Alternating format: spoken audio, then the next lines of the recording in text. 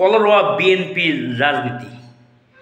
Search committee নিয়ে অভিযোগ পাল্টা অভিযোগের পালা।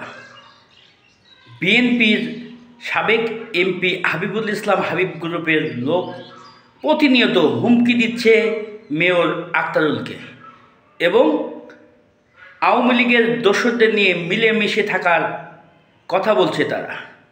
5 তারিখ পরবর্তী জেলখানা থেকে এসে যারা এই কলারোয়ায় আওয়ামী মার্কা রাজনীতি পরিচালনা করতে যাচ্ছেন, এনকাউন্টে বলে দিতে চাই, কলারোয়া ছাত্র দল কলারোয়া সাবেক মেয়রকে প্রতিরোধ করার জন্য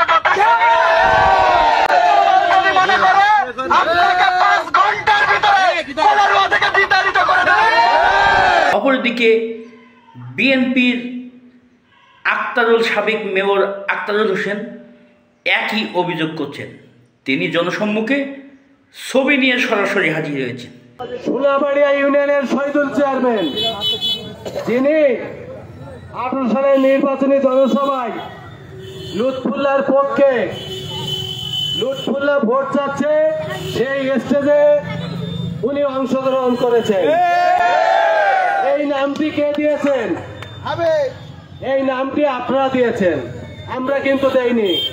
এরম প্রমাণ আমাদের একটা দেখান যে আমরা এরম বিতর্কিত ব্যক্তিকে আমরা সার্চ কমিটিতে নিয়েছি। এই 200 টাকা ইউনিয়নের আসাদ চেয়ারম্যান স্বপনের সাথে তার মঞ্চে বসে, স্বপন ভোট চাচ্ছে, তার মঞ্চে বসে আছে। আজকে এই নামটি কে দিয়েছে? আপনারা দিয়েছেন।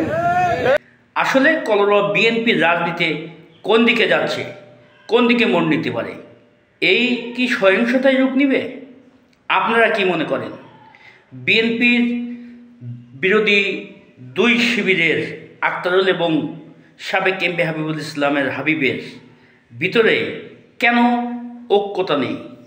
আপনারা কি মনে করেন? অবশ্যই কমেন্টসে জানাবেন।